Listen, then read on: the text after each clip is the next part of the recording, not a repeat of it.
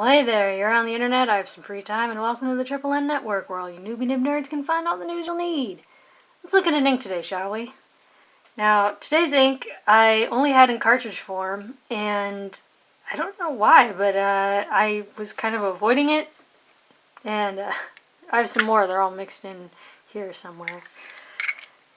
It's by Private Reserve, Orange Crush. It's a very intense orange. Shades fantastically, as you can see from this smeary thing. I compared it, I think, last week to J.R. Bond's Orange Indian, or Indian Orange. I think I like this more. But just for perspective, here's Orange Indian, Habanero, and Apache Sunset from Noodlers.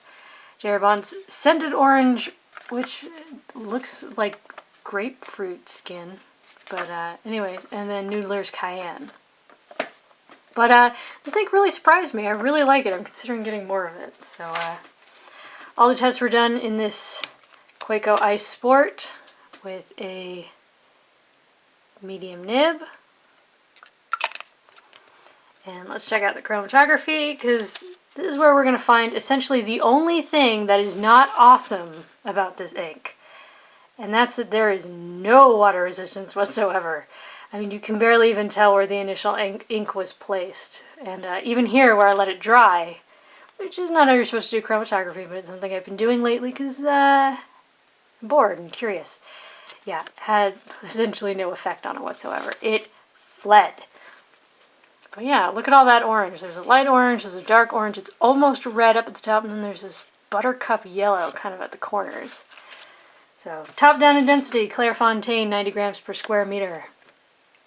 Check that out. Boom. That's a bold orange.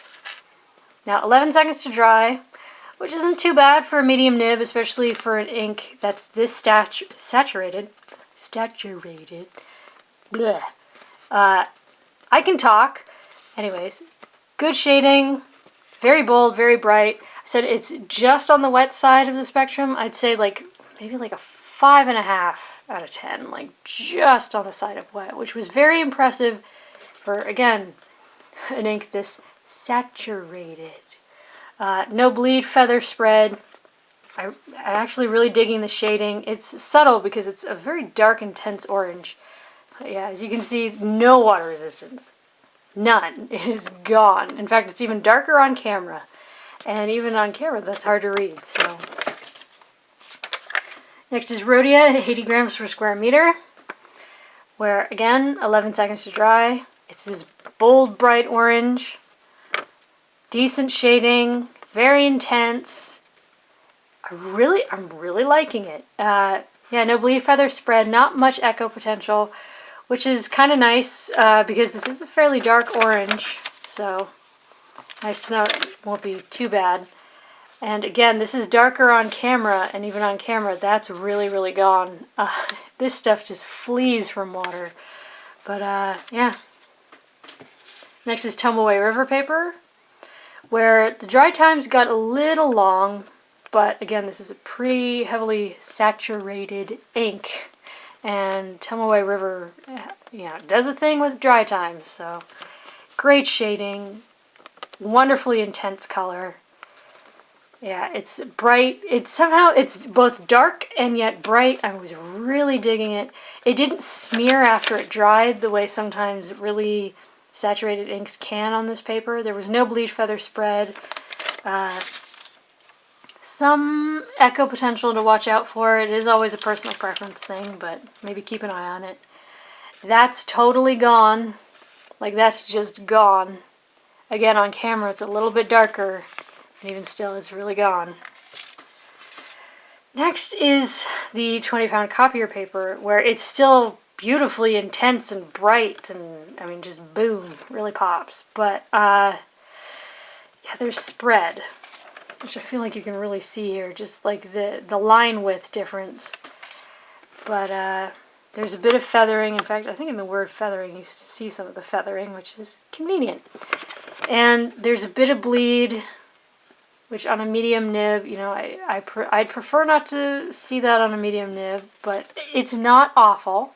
It's not like it rendered onto the next page. There's not a million little dots. There's just a couple, but still, I like to see better than that.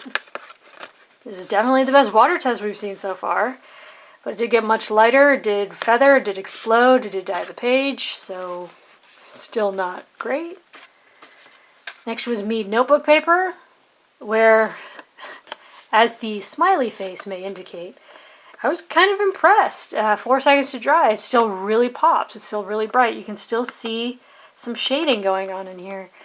There was a little bit of bleed, feather, and spread, but it was very patchy. Like, as you can see, it's really only here at the edges, which makes me think that it has to do with the pressing process. Because, I mean, look at that. There's really no bleed except here in the water test.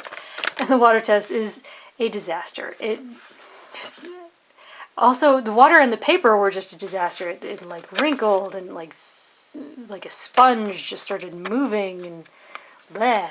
But yeah, so lastly is Moleskine Notebook Paper. And again, as the angry face would indicate, even though this is a great performance on this paper, I really wasn't happy with it because I know 9 times out of 10 this is not the performance that you're probably going to see on your average Moleskine paper. There was no bleed, feather, spread. There was still shading. You know, decent dry times. Water test wasn't awful. I mean, it's mostly gone and feathered and exploded a little bit, but there's no bleed except just in the dots under the water test. But yeah, it's bold, it's vibrant, it's bright. I wish Moleskine always behaved this well, but I know that it doesn't, so take that with a grain of salt. So there you go. There's Private Reserve Orange Crush.